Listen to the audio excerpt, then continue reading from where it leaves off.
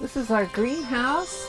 In the winter it's a warm space, and in the summer we use it as a shade garden. So it's mid-June, and right now we're growing some beautiful lettuces. We've also got radishes, wrinkled crinkled cress, endive growing really vigorously, basil. We've got some bunching green onions, sprouting some gorgeous little green lettuces, some purslane, a weed that grows vigorously in our garden. But it's also a superfood. It's a very nutritious green that we can add to our salads and to stir fries. So I've started to take the other weeds out, like these little tomato volunteers from the compost. We just pull those out, but I'm letting the purslane grow and all along our flagstone paths and around the garden. This is the purslane that's growing in our flagstone path. I took some time to really identify the plant to make sure this is indeed the edible purslane, and it is. It's amazing. It's got a delicate lemony flavor, delicious in salads or stir fries. The one caveat is that it is high in oxalate, so if you have a tendency to kidney stones, this is not the food for you. Otherwise, it's a superfood. It's full of all kinds of great nutrition. This is Belgian endive, and it's a really delicious green for salads.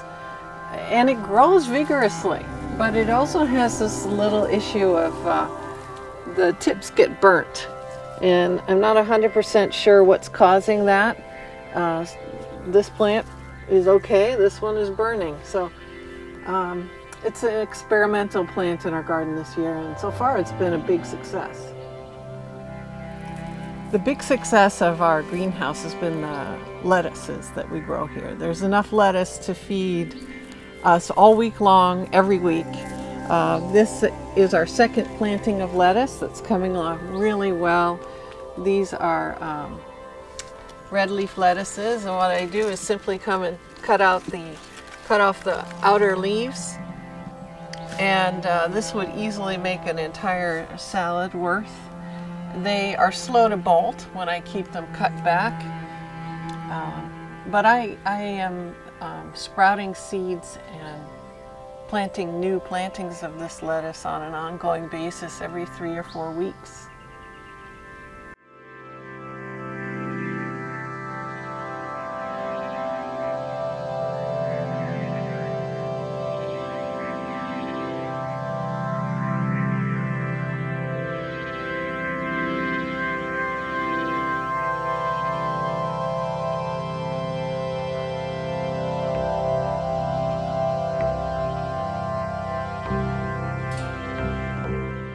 It's going to be a really hot day today, so preparing the shade house by watering all the plantings, make sure they have a really good long drink of water before the heat arrives.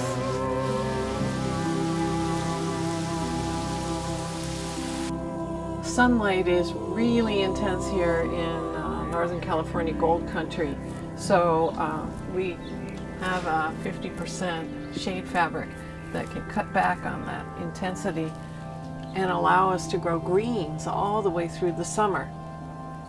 This is our tomato garden. We rotate our gardens. This was the squash garden last year, and this year it's the tomato garden.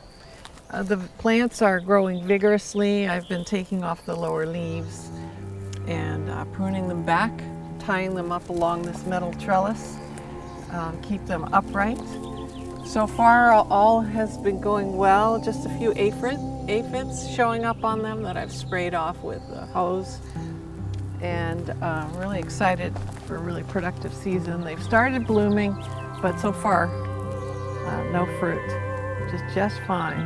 I plan to come out today and prune some of these branches that are really hanging off. They either need to be pruned off or lashed to the trellis. I'm going to make a decision about this one. It's really going in the wrong direction.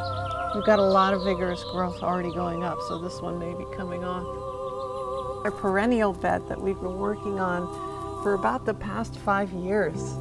It's a very well-drained soil here. We've had trouble maintaining moisture. So this year we added a lot of organic material. We changed the irrigation and we put down landscape fabric and mulch. And it's really responding. As you can see, the flowers are just amazing this year. I would say they've grown at least twice as strong as last year. I think putting down the fabric and the mulch has really made a difference in our hot El Dorado Hills climate. It's just critical to maintain moisture. This is a cocoselle zucchini. It's an heirloom variety from Italy. It grows out like a vine. So we've got it planted right on the edge of our garden so it can sprawl out all around. We can come over here and keep an eye on the fruit as it grows. We got in here today. Yeah, we've got a fruit coming along right here. We'll let that one grow for another day or two and then it'll be time to pick it, put it in a salad. These are good for making pickles as well and just sauteing. Incredible plant. This is a Brandy Boy tomato.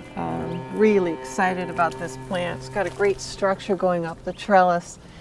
We've got 13 tomato plants in our garden this year, and you say, what do you need 13 plants for?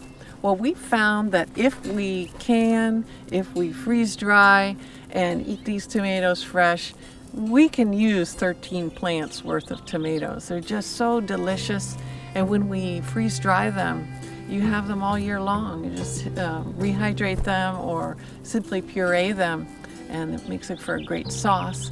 Just really incredibly exciting.